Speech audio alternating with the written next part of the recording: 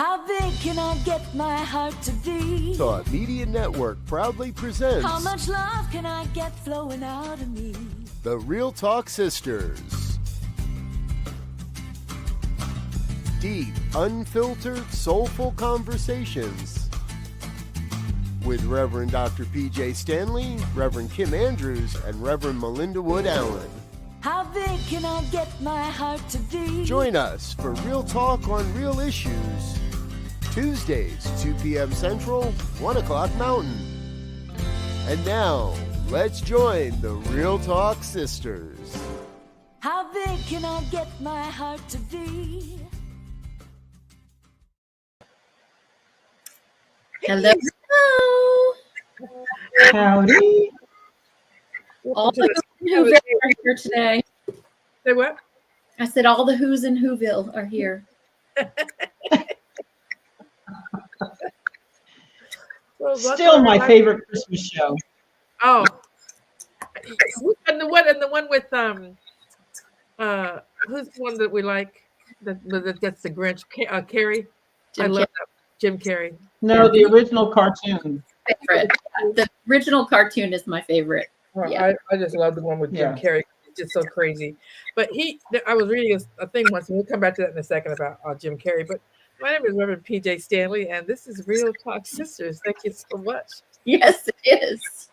And my name is Melinda Wood Allen, and I'm from the Church of One Love in Dallas, Texas. Really, really glad to be here talking real talk about the Grinch with my sisters. Okay, all right. Let's break it down. It doesn't get any deeper than that, I think. And I am Kim Andrews. I am spiritual leader at Unity Saxe in Saxe, Texas, and I'm happy to be here as well. And we are all three together. That's the best always. Always the best. Great conversations. I was talking to my daughter a couple days ago. She's going through some stuff. And I was actually talking to a girlfriend today that's going through some stuff. And I said, the only thing that has saved me from not from going through stuff, but getting through stuff is my partners in believing. Melinda and Kim, you have to get yourself you got to get yourself a couple. That's it. You got to do that. Just get yourself some partners. Get you some.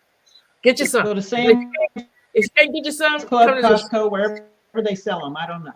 But get you some, baby. Or come here to Real Talk Sisters, and we'll be your partners. We will. We will. Absolutely. We are your partners. Yeah.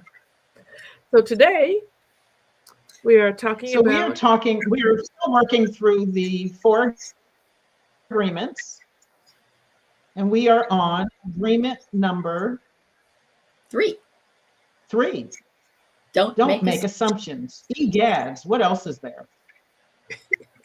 We make assumptions out of fear of asking for clarification, then defend the assumptions we've made. Assumptions set us up for suffering.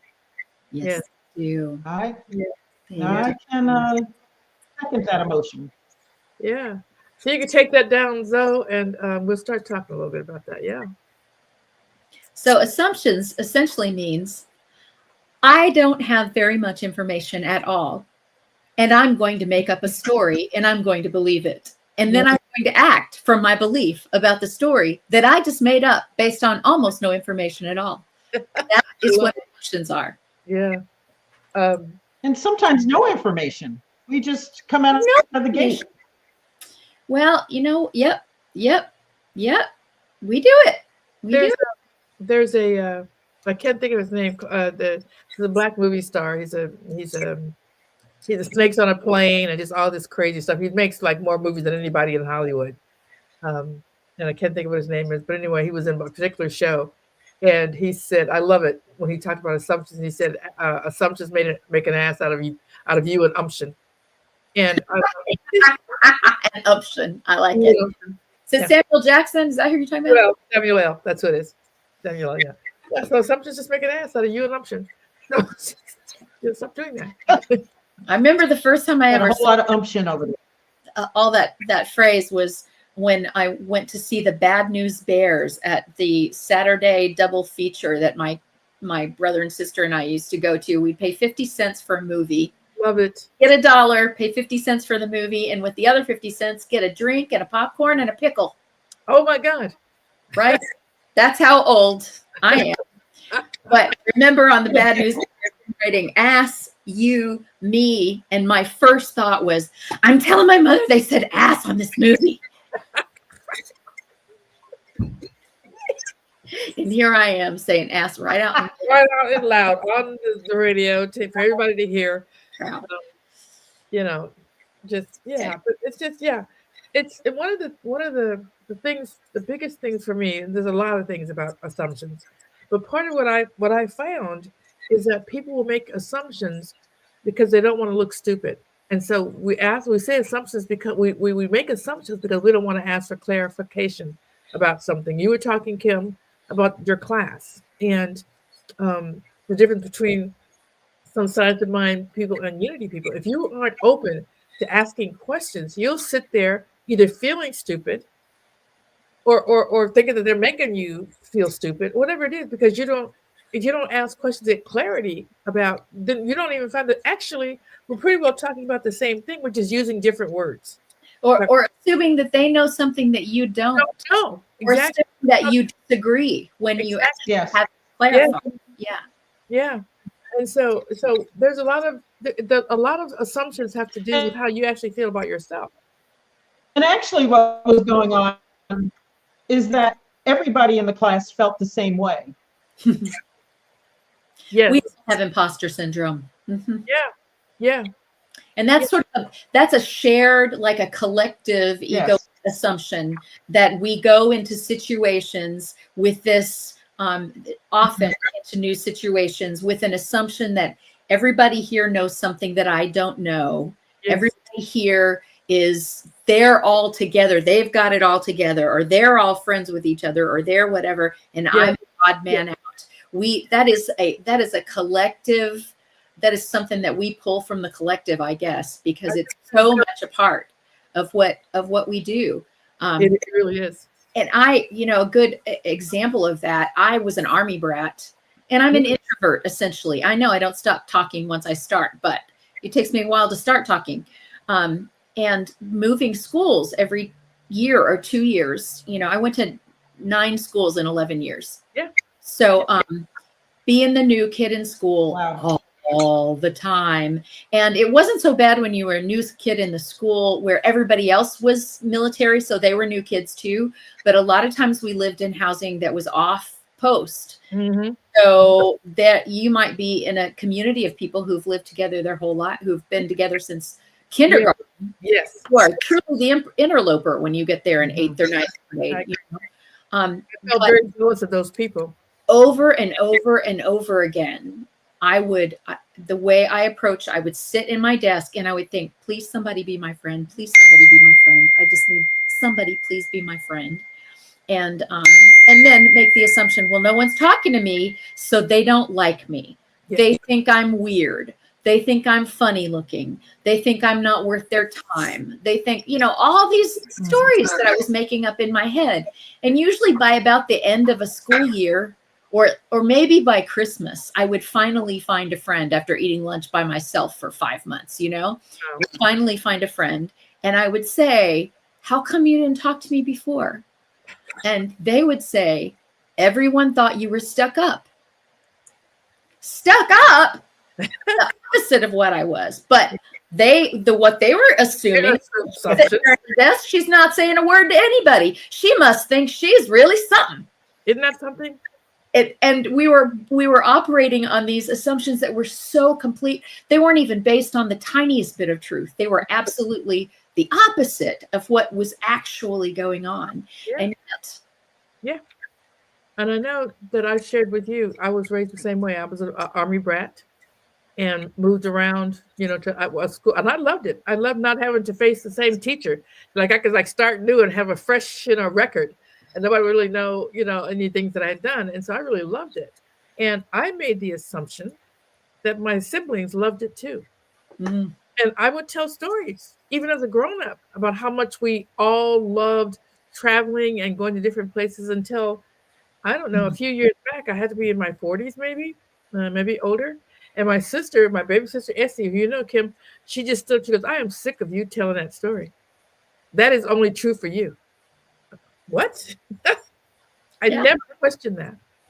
I just assumed we all felt the same way. Yeah. It's just amazing what you just why you own something and just feel like that's the truth. And one of the things that one of the most common ways that we assume is to assume that everyone else is thinking the way that we think. The way that we think. So Right. I'll walk into a room and think everybody here is shy and not wanting anybody to make to make a big noise. Yeah. Husband walks into a room assuming that everybody wants to party With him. and I'm like, hush, you're bothering people is kind of my thing, because I would be bothered if this guy that I didn't know was just coming and being big and loud. And he's like, everybody, what do you mean? Everybody loves to have fun and blah, blah, blah. And we both work on these assumptions based upon what's true for us. Exactly. When we happen to know that there are as many individual ways of being as there are individuated souls on this planet. Absolutely. So wow. So we begin. So we don't assume. We begin to ask. Yeah. We begin to ask.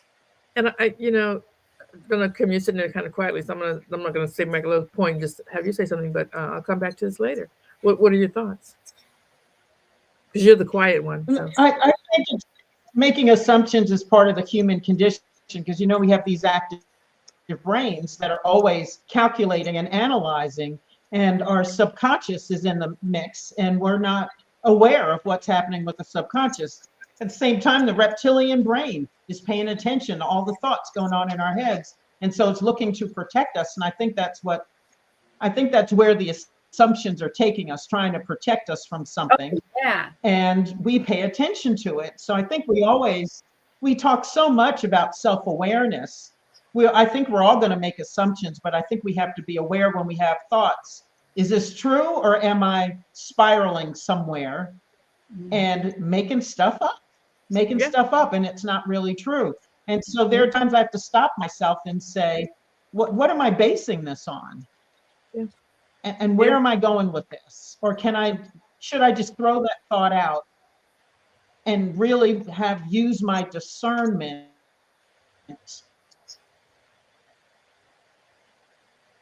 to truly analyze what's going on? Yeah. And do I need to do something or not do something? Exactly. Technology is really having some fun with us. It's had some fun today. Yeah, it's having some fun with all of us. It's fine. It's going to do what it's going to do. It's going to keep on talking. And one of the things that might be good, I don't know. I'm just throwing this out right now. It just occurred to me because we were saying that we just walk up and just assume something. What if we just walked up and asked a question instead of making a statement? What if we just walked up and asked a question? Walk up and say, "Hey, are you sitting here by yourself because you want to be alone, or would you welcome some company?" Exactly. How about that? Mm-hmm. It's checked in. What happened then? Exactly. Yeah. Exactly. Yeah. And even if you said, "Are you sitting over here because you think you're better than us?" And it gives somebody an opportunity to say, "Oh no, it's certainly not that." Yeah. Or yeah, it is. Yeah. I don't care for you people at all. Yeah. You're loud.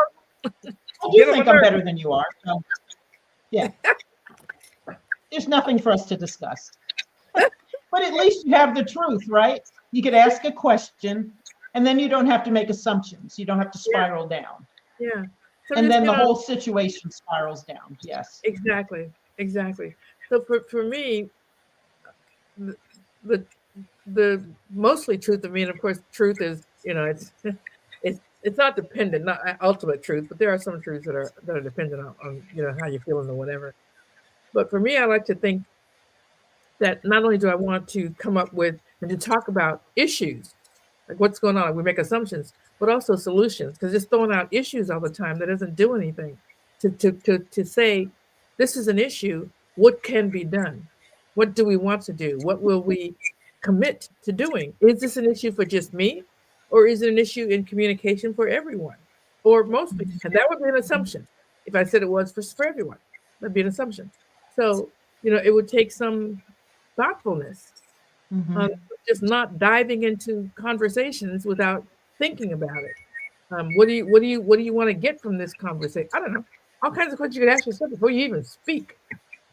How about that?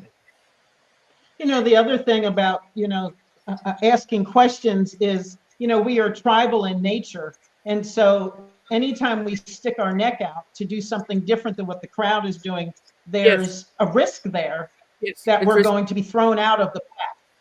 And we don't want that. We don't want that. And so there's safety in staying with the pack and doing what the pack is doing. And it takes courage to step out and say, gee, I'm going to do something different. I'm going to ask a question. Because maybe what I'm assuming and if I'm with others who are assuming the same thing and we're kind of forming a clique here, that I'm going to go ahead and say something, and perhaps that they're going to kick me out of the pack, but that's okay. I can stand on my own. Right. Yeah. Okay. I love that you said that. It's okay because you can stand on your own, but not everybody feels that way. You know, some people don't feel that way. You know what I mean? Yeah. Like I feel that way, and I think it could be, and I don't know what it's about. It could be my own more natural personality. It could be some of the things that I learned growing up. It could be because of the travel and having to, come from different thoughts and ideas, and then having to be able to stick up for myself or whatever. But it seems to me that my experience says that most people do exactly what you just said. They just kind of want to fit in, and so there's a fear of speaking up, of being different, of getting kicked out of the pack, of people saying, "What do you mean?" And then you've got to defend what you just said. And many people will say something without actually knowing why they say it or why they believe it, so unable to defend it. So again, not wanting to say it, Yeah. Guys' thoughts about that? Yeah, you really have to know who you are. Like Melinda's like, thoughts about what now? No, and we can probably safely assume that a lot of people don't know who they are. Yes. We can certainly assume that we don't know who they are unless we've done some investigation. And that even when they explain to us, that's one of the things Don Miguel goes pretty deep into, is that every word in our language has a different connotation for every person that's speaking it. So if we do get clarification, there's no guarantee that your explanation is what I'm hearing, that what you think you're saying is what I'm hearing. Correct. So, I love the Dalai Lama says that a safe assumption to make is that all people are trying to be happy and not suffer. Yeah. That's what everybody's trying to do. And when we can, if we're going to, and Don Miguel Ruiz also says, if you're going to make up a story, why not make up a good story? Why? Because we do tend to make up the worst story. I'm going to assume something, and I'm going to assume malintent on your part. I'm going to assume that you're out to get me. I'm going to assume that, what did you mean by that? Not like, well, what did you mean by that? But what did you mean by that? That if we make an assumption that everybody is working off of the same, everybody just wants to be happy and not suffer. Yeah. Everybody wants to be happy and not suffer. Then that's a safer assumption to begin with. And from that safer assumption, it's easier to ask questions and get information than if we start with an assumption that is based on conflict. Yes. Yeah. Great. Exactly. Yeah, we'd be a lot further down the line towards peace and unity and harmony if we assumed good intentions. Yeah. Until proven otherwise, and proven otherwise, not assumed. Yeah. Again, we'll be talking about this in one of the our final thing on the agreements, and that is that do your best. If we made an assumption that people were doing their best, how would we approach them then when we thought about stuff? Yeah. When we ask them something, we just assume they're probably doing the best they can. So don't need to get mad about that. It's like getting upset with children, and you're an adult. They're a child. I'm not saying to look at everybody like they're children and you're an adult, but just making that assumption. I use kids because it's easier for us to make. I believe it is. That's assumption again that I'm making. Be kinder. Yeah. Because that they're growing and they're learning. So we have a little bit more leeway. We give them a little more leeway for making mistakes. If we just assume, or possible mistakes, that that people are doing the best they can, to me that's the same kind of idea. And so you just give them some grace and some mercy. Yeah. And, if we could Like you get that word, I was just thinking, I was reading a book recently, not even a spiritual book, just a book of fiction, but one of the central themes is that grace costs you nothing. Grace costs nothing. So why not give some grace? Yeah. And in that, when you do give grace, then there's so much more room. People feel more safe to explain themselves. Yes. Whereas when we're all dealing with our assumptions and holding them tightly and not giving grace, then we are approaching it from a place of defense all the time. If you assume that you're being attacked, then you're always on the defensive. Yes. Puts other people on the defensive, and then we're all defending something none of us even knows what it is we're defending. What You know? talking about? What's happening right now? So when you're not attacking me. And I think grace not only doesn't cost anything, but it can be everything to both the one who's extending grace and the one who's receiving grace. You know, we all are blessed by that. And others who are in the room who get to experience that something has changed. Yes. Energetically, not just energetically in the room. It has changed. You can feel it. So there can be, a ripple effect that we cannot quantify. Yes. But we know it's happening. But we know it's happening. We Yeah. know it's happening. We know it's happening. Yeah. So maybe on that note, we take a break. Yeah, how about that? Come on back. Yeah. And thanks, Linda, for being here. Good to see you. Or see your word. Mercury's in red.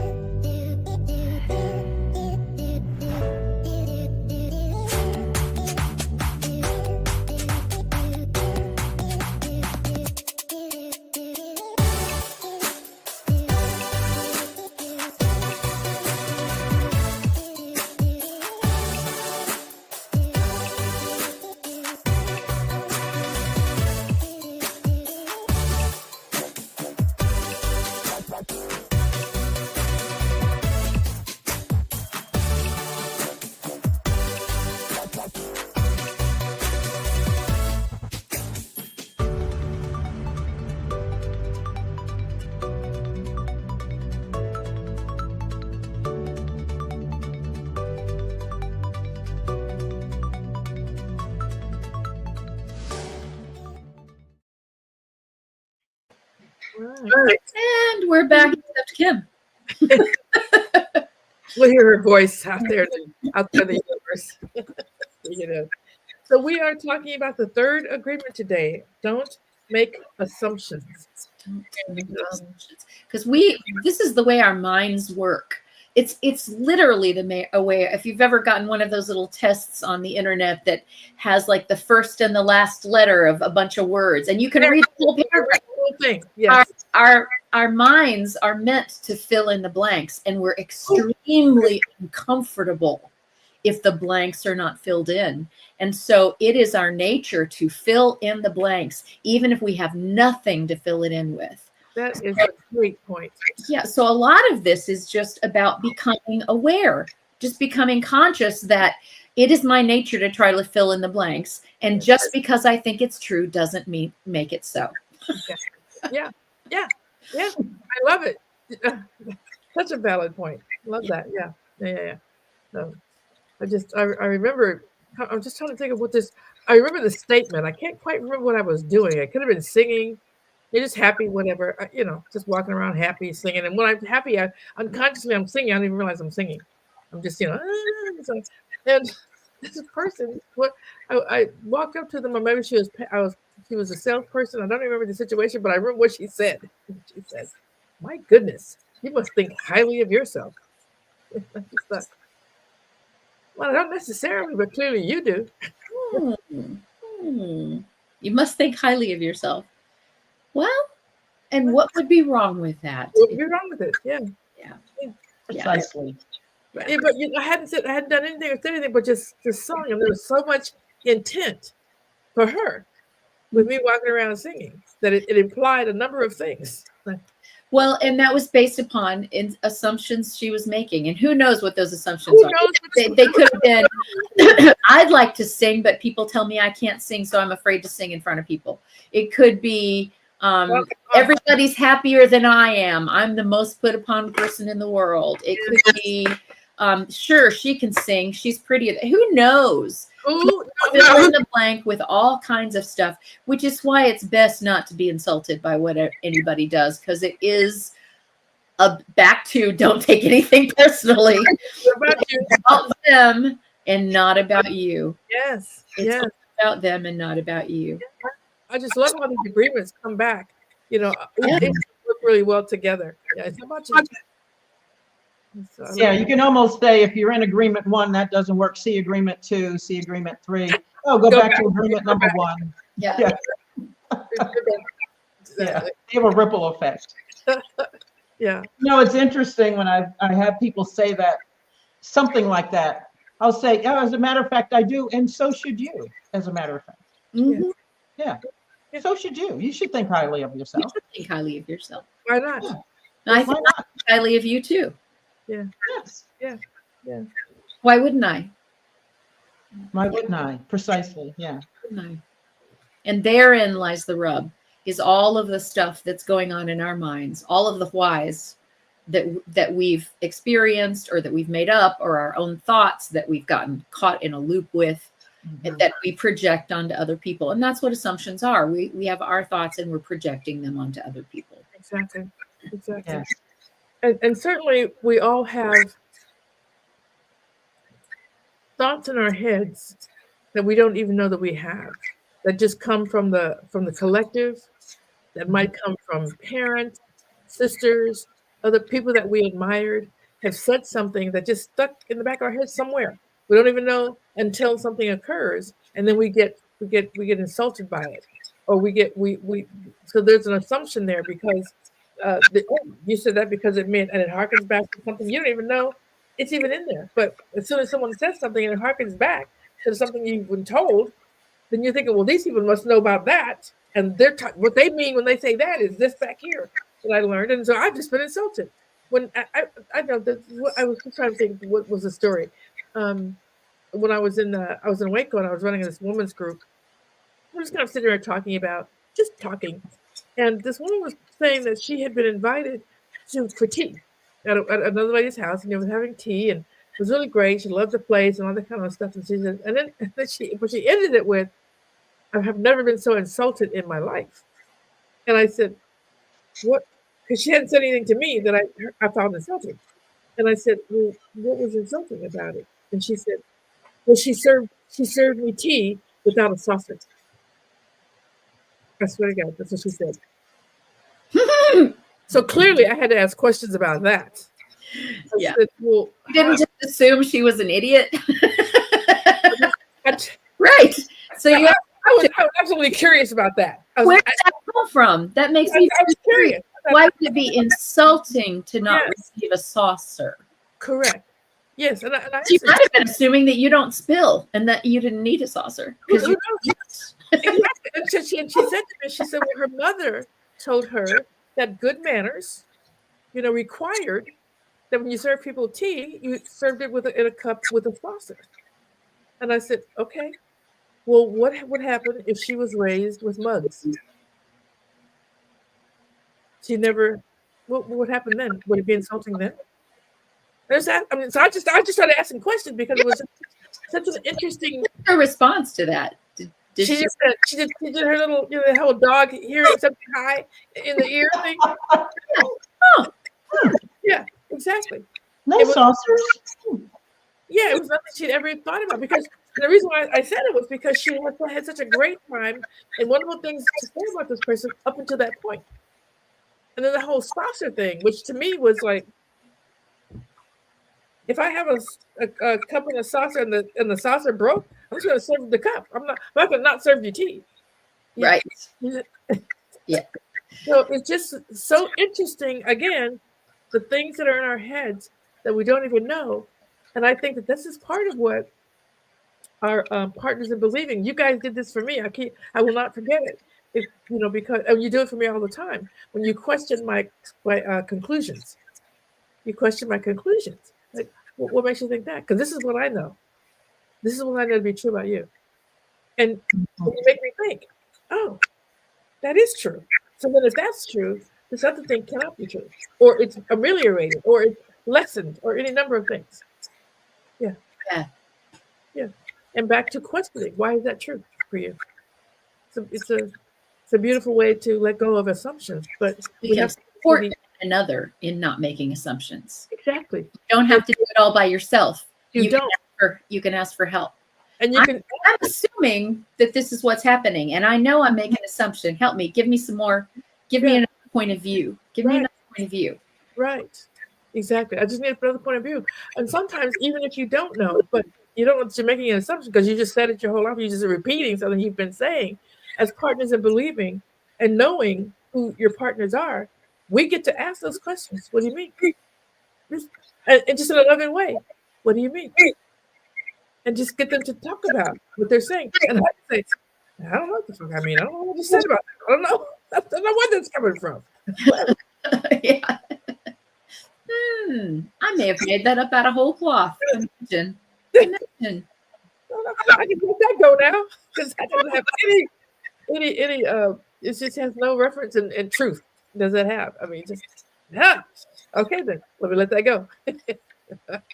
Mm-hmm.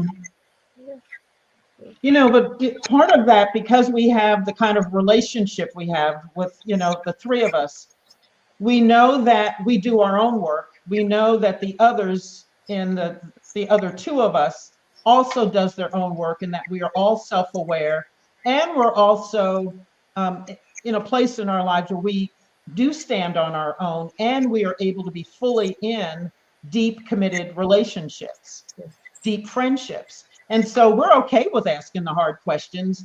And the others of us, the one who gets the hard question, feels safe to say, oh yeah, okay, yes, I can consider that. Yes. We're not defensive about it. We don't get offended by it. It's just that I know that you know me, and you know that I always want to know myself, that I want to be self-aware as well. Yes. And so I can take the hard questions. And again, not everybody can do that. Not everybody has relationships like that. And so being able to step out and ask a question in a situation that others might find risky is hard for people. And I can understand that. Not everybody would I turn around and ask that question to or of wouldn't do it because I know they couldn't take it. They wouldn't take it the right way. And the word that you used, Kim, that really made me start thinking is safety. That it's safe. Yes. We have a relationship where it's safe, but taking it back to just within, how can I as an individual make it safe for me to not make assumptions, to be free to ask the question, to get comfortable with my I don't know. Because that is one of the most scary things that human beings, that no one wants to admit they don't know. So they'll act like they do. They'll nod. I'm going to throw my husband under the bus here. Sometimes his hearing isn't that great lately. And he will, when someone asks him something, or they'll say, oh, did you mean? And he'll nod. He didn't hear them, so he nods because he doesn't want to say, I didn't hear you. And he ends up getting something he did not order because he's just like, sure. Because the embarrassment of not having heard. Yeah. So if we have that embarrassment of not having heard, or of not knowing something that we assume everybody else knows about this, I'm the only one who's completely ignorant, so I'm just going to play along. Sure. Yeah. So we have to come up with that safety within ourselves. We have to know in ourselves, it is safe for me to not know. Right. As a matter of fact, and you're really good at this, Pjae. You don't try to fake knowing something that you don't know. You are always like, wait a minute, what is that? What is that? Explain that to me. I don't know what that is. And a lot of the times you do know exactly what it is, but you've used different language for it. You're just getting clarification. And that's something I really admire about you. You don't have a problem with saying, oh, I never heard of that, What I found in my life, Melinda, and thank you so much for saying that. What I found is when I say yes, that's not the end of it. It'll go into another part of it. I don't know. So I just find myself down a road. I don't know. And I'm digging myself further in. It's easier at the beginning to say, nope, don't know that. Tell me about that. It's from experience. It's not natural. You don't want to too deep of a hole. Exactly. So just it's a smaller hole. And I just say no from the beginning. What? That's where that comes from. Just keep digging. Yeah. That's also one of the things I admire about you, Pjae. And what I love is that you'll stop anything, because we have been in rooms full of people. Somebody's doing slides up front, and you'll say, "Wait a minute."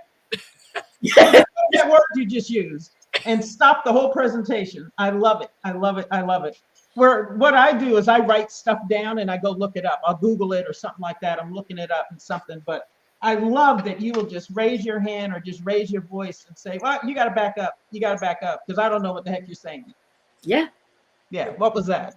That's funny. And it's so helpful. And that's something that I've learned, Yes. too, especially in that type of situation, is that if I don't understand, chances are that there are other people who don't understand. And, Yes. Exactly. and they might not have the courage to say, "Wait a minute, I don't understand." So I think I'm doing a favor when I say, "Wait a minute, can we clarify that? Yes. Do you mean so-and-so, or did you mean, or something else completely?" And it's helpful for everybody. It's helpful. Exactly. That's exactly what happens for me, because I don't mind looking like a fool. I really don't. I don't care what you think about me, because I know that I'm not. I know I'm smart. I know that there are things I don't know, and I'm okay with it. But I also know that there are other people that haven't gotten there yet, that'll just carry on and then be completely lost. And so I just feel like, hey, I'm the one that can say, "What are you talking about?" Because I've had people come to me like, "I'm so glad you asked that question," whatever it is. Mm-hmm. And I was in I was in my in community college, and I loved math. And the teachers would go on and talk about something, talk about a formula, whatever it is, and they would get to a point. I'm sorry, wait, how did you get from this to point? I got this point up to here. I don't understand how the rest of this sentence worked or how the rest of this formula went. And they say, "Oh, okay, good," and they tell me whatever. And then I'd go to lunch or something like that with my girlfriends, and they go, "God damn it, you're always asking questions." And I had it until you started asking questions. And I said, "That's a fallacy, honey. If you had it, and then I asked a question, then you didn't, And wouldn't confuse you. Yeah. you didn't have it." So they didn't want to hear that either. But I understood that people would think, "Okay, I got this," until you ask a question. No, that's not how it works. Yeah, that's not how it works. And so I just got really comfortable with saying that, and because I could come back and get the whole thing and just talk about it and ask the teacher to explain. Start from the beginning, honey, because we're in the middle now. Because can you please? And most teachers, if they're real teachers, If they're teachers. if they're really a teacher, they'll go back, or they'll be happy that you asked the question. I love questions. I love questions. It means you're paying attention. Yes, exactly. Somebody actually listened to me. Yeah. I love you. You heard. Yes, yes, yes. One less person snoring and drooling. Oh my Yeah. God. Let's just agree so we get out of here. I think if we all would just take a breath and realize that, yes, we may know a lot of things, but we don't know everything. We live in a widely vast and complicated world, and it seems to get more vast and more complicated as the days go by. Yes. And we can't know everything. Yes, our brains are taking in billions of signals and lots of information minute by minute, but we're not taking in everything. And it protects us from taking in everything, because our brains would explode. Yeah. You can't process everything, nor does your brain want you to. And it's physically impossible. There's way too much of the world. And so if we would just settle back and say, there may be a lot of things I know, but I don't know everything. I don't. And I've gotten real comfortable with the fact that I don't even want to know everything. I want to have a command of what it is that I need and what I want to use today, and everything else I can look up. Right. If I want to. We Right. got a fount of information, many different places. You can research things, analyze things, go deeper into things, and run down as far down the rabbit hole as you want. Exactly. But I'm okay with not knowing everything. I really am. Yeah. As long as I know that there's something or someone to go to where I can get the information if I need it. When I need it. Correct. I just Good. don't need to hold it. I don't need Yeah. to hold all this stuff anymore. And I remember, I think it was Einstein, and everybody, says Einstein said this and Emerson said that. So who knows what all they all said, but this was a tribute to Einstein. And somebody was clowning him because he didn't know his phone number. And they was asking for his phone number. He didn't know it. And they said, "You don't know your phone number?" And he said, "I don't remember things that I can look up. Yes. I don't remember things." Yeah. Okay, this is a genius. We know this. What about you? He doesn't commit stuff to memory. He doesn't have to. Yeah. If it's good enough for Einstein, it's good enough for me. My husband always says, I never call myself.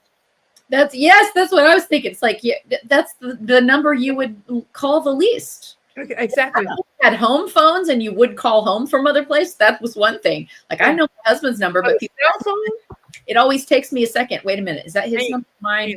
Yeah. He always points to me, ask her, because I don't call myself. Yeah. And he's okay with that. Hello. I'm good with it. So good with it.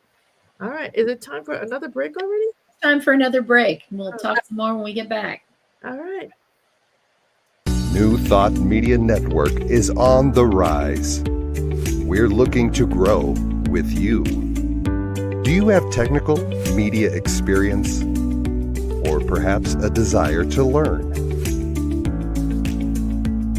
Are you willing to volunteer your precious time and attention? We share this message to benefit all. If you possess a computer with a camera and a microphone, we will share our knowledge with you. Behind the scenes or being the star, let us bless our one. Contact us at info@ntmedia.org.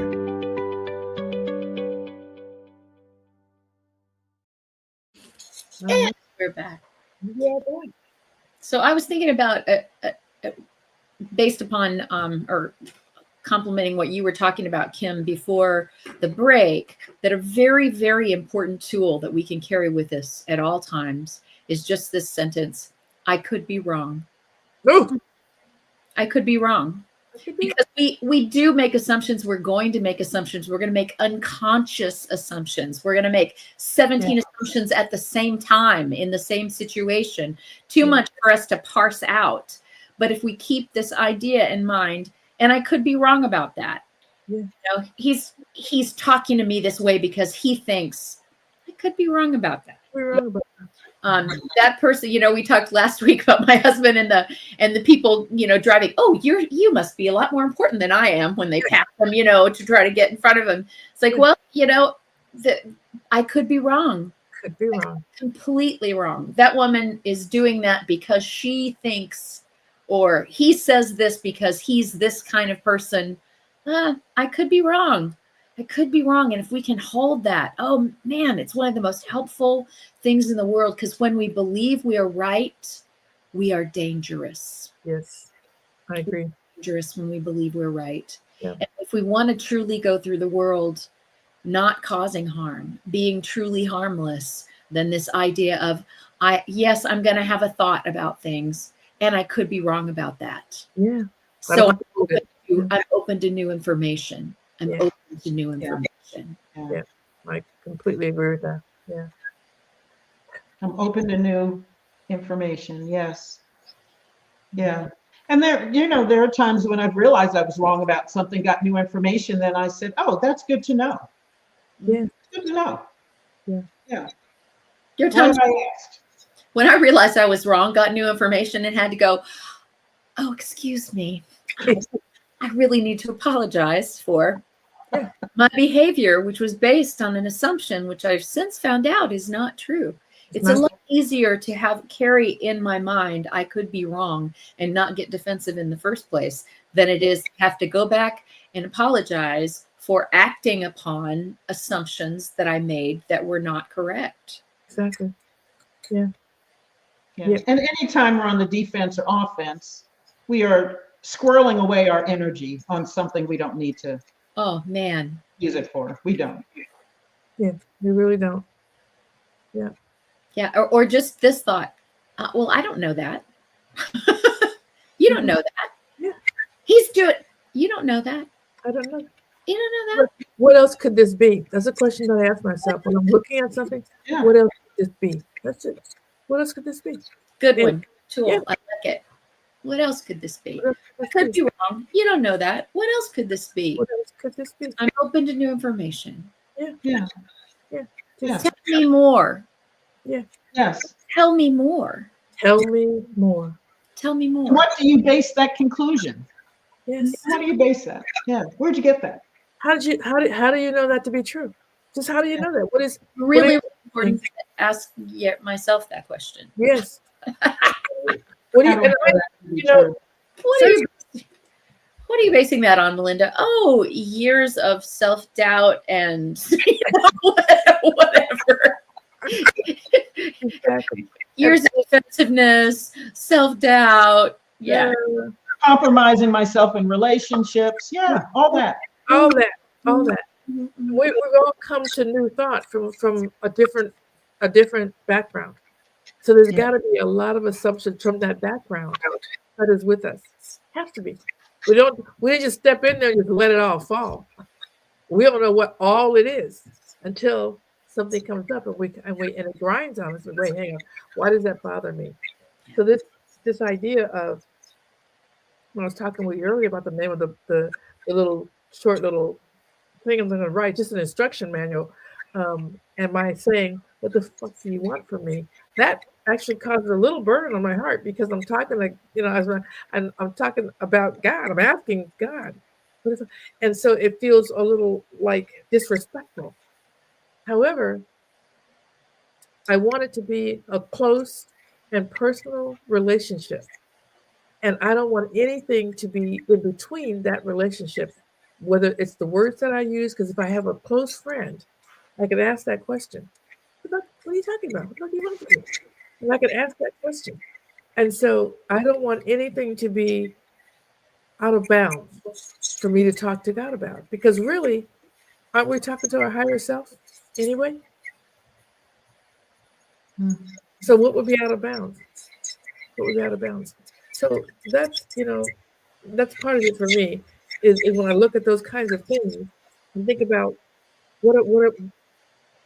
that just shows up and that's particularly rough with thoughts of how you're supposed to be more religious than actually spiritual and having a relationship and all this religiosity that I've lived with my whole life.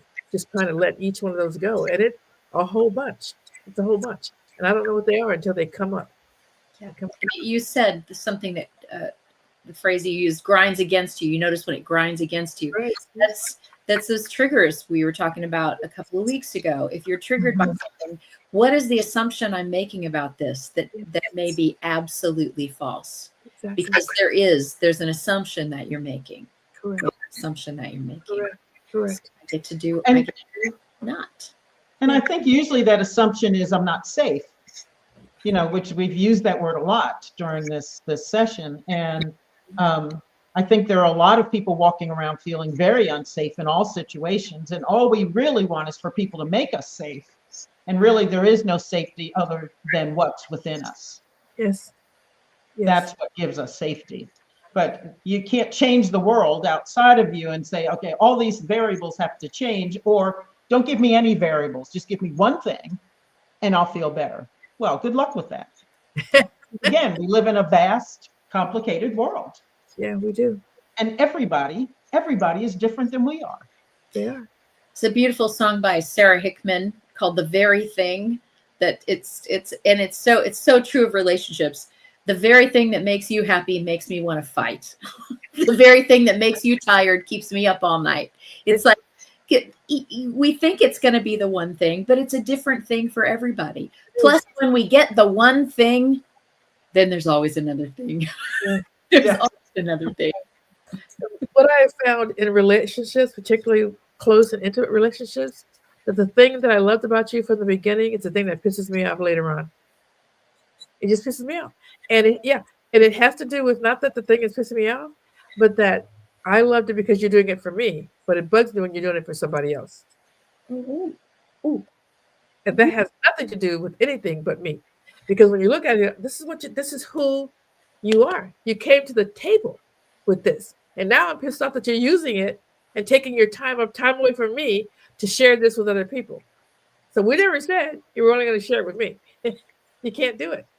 I never said I was only going to share this feeling that I have unconditional love with everyone, about everyone, with just you. I'm going to share unconditional love with everyone that I meet, and vice versa. If you're a teacher, you're going to be teaching everyone that you meet. And I don't want you to teach me because I don't want you to help me grow. Right? You know what I mean? Yeah. Yeah. So it's really, I found that to be very interesting. The thing I loved about you is the thing that pisses me off when you offer it to other people in the same way that you offer it to me. Yeah, something to think about. Yeah. Yeah, because you made me feel special. But if you make everybody else feel special, then how special can I possibly be? Thank you. That's a good There, though, I'm not safe. Yeah. Oh, back. Oh, see, it just all comes back around. Yeah. And so it comes back around to it's me. The work is in me. The work is never out there, no matter how much you want it to be. It's not. When my husband and I get in those situations with each other and we have those realizations, the other one will always say, "You married me." Okay. And we have a good laugh about it. Yes. You married me. Like, Oh, yeah. Whatever. you did this on purpose, dude. Sorry. Wasn't like you didn't know. You have plenty of time to get out of it. Keeper to keeper. And that brings us to the relationship assumption that is so often made, especially when we're younger, I think, but I think by a lot of people when we're older too, is that I will change this. I assume this will get better, that I will be able to exert my influence on it, and it will change. That is not a good assumption. It really isn't. It really isn't. Not for any relationship, not just your spouse. Yeah, anybody. Children, your sister, anybody you're in relationship with, none of that is going to change unless they want it to, unless they said. I don't like unless they want it to. Here's a safe assumption. that is a Probably say exactly as they are. Unless somebody does a whole lot of work and they'll and only they can do the work. Only they can decide, you know what, this isn't working. And only when it stops working. I mean, when it really stops working. I mean, things stop working long before you decide to acknowledge that it's no longer working. It hasn't been working for a while. Let me let this go. But it takes we got something, it's working, and we're gonna keep forcing it to work. This hasn't worked for how long? Or we think it might. Just one more blow, then that tree's gonna go down. If I just keep hitting it in the same way with the same thing over and over again, this is gonna be the time. This is gonna be the time. And it usually goes in the other direction. Does it? They'll fall over on you. That's what And I think as we get older, those things that made us fall in love and now drive us crazy, those things only exacerbate as we get older. Yes. Yeah. Yeah. But I always think unless we meet Jesus, then, things are just going to stay the same. They're just gonna stay the same. If Jesus takes us to the shed. And there are many of us who could stay as obtuse as we are right now, even in the shed with Jesus, being told the truth plain to our face. It's like, okay, not hearing a word you're saying. We do that. And Jesus walks out of the shed saying, I don't know why I wasted my time. Oh my God, my poor child. My poor child. Bless his heart. Bless his heart. Bless his heart. He's doomed to suffer even longer. More suffering. There's more. I can't save him. I can't save him from the suffering. All right. Yeah. Right. So not making assumptions makes an ass out of you and umptions, right? You and umptions. Yeah. That's what it does. And the umptions. The umptions. So we're the umptions. just Who live next door to the clumps, I think. Yes. The umptions. So we have about 5 or 6 minutes left. Anybody, shall we wrap up? Yeah. Wrap up words you want to say? Yeah. One of the points for me about making an assumption, when I make an assumption, then it means my mind is already made up about something. I'm making assumptions because my mind is made up. And to me, if you're in relationship, even with yourself, as you're trying to evolve, we're all evolving all the time. Even if something was true about somebody at some point, it doesn't necessarily mean it's true about them at this point, because people do change. But we keep looking at them the way we knew them and not really seeing what they've evolved to. This is what family does. When you're trying, they're the best example of that. As you are evolving, they still want to see you as that 10-year-old or the 15-year-old or the 20-year-old. And so it's really they're so, to me, the family is such a lab, such a learning lab. That's what I call family, really, the learning lab. Because they're constantly trying to draw you back and they make you feel bad about growth. Well, you who you think you are. And so that's just something that I just want to know that this assumptions mean people's minds are made up, yours or theirs. And the only thing that will help, it won't help about what they're doing, is for you to know yourself and to know, yeah, whether they acknowledge it or not, I know this is who I am now. I know this is what I'm going. I know this is what I know. I'm going to stay open to questions even about what I believe, even about what I know. I still want to stay open to new possibilities. That's the only thing that works for me. And I think assumptions are dangerous because when we predicate our actions on our assumptions. We make an assumption, yeah, we do that. And then we let it influence what our behavior is. Well, I assume you're insulting me, so I either avoid you or insult you back or start getting defensive with you. Talk about you to other people. So assumptions are dangerous because they will influence our behavior. Yes. So even after we've made the assumption, if we can just apply one of those tools, I could be wrong. I'm open to new information. Then we've interrupted the pattern before we act on it. Yes. And if we interrupt it before we act on it, then it gets a chance to be redeemed. Yes. Yeah. I love that. Yeah, I love that. You're exactly right. Yep. I think for me, one of the things we're challenged with this class I'm taking, advanced consciousness, last year and this year, we're always challenged to question everything.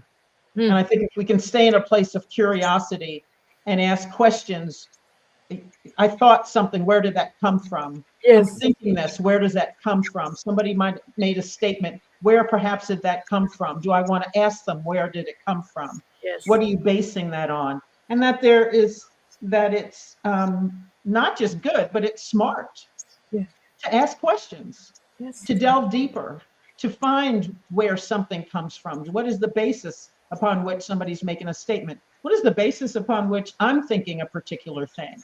And is that right? And to hold no shame for that. I think we should be proud of the fact that we are curious and we ask questions. Be curious. We do have great minds, but part of that is that we have the ability to question and then decipher new information and to use it for ourselves. So this has been good. I love number 3. Do not make assumptions. Do it. Don't do it. Questions or comments, you can always contact us through our website or at realtalksisters@gmail.com. Send us an email. We'd love to hear from you. And we'll be back. Next week, I think we're going to run a previous show because our producer is not available next week. And we're sending our love and healing love to Zoe. Yes. And then we'll be back with you live the week after that. Yeah. With assumption number 4. Agreement number 4. I'm assuming that you're going to be there. I'm assuming that you are. I'm triggered by that, Melinda. I don't know how you see that. I'll just do my best. I'm just doing my best. That's all I can do. That's all is required. All that is required. Thank you, everybody, for being here. It's always a pleasure, my sisters, to be with you and to talk with you and to do what we do best, which talk and think and challenge each other and to share ideas and insights and wisdom. So it's been wonderful. Thank you, Zoe. You're the best producer ever. We love you dearly. And we would not and could not do this without you. We'll see you live in 2 weeks, folks. Stay tuned for the replay next week.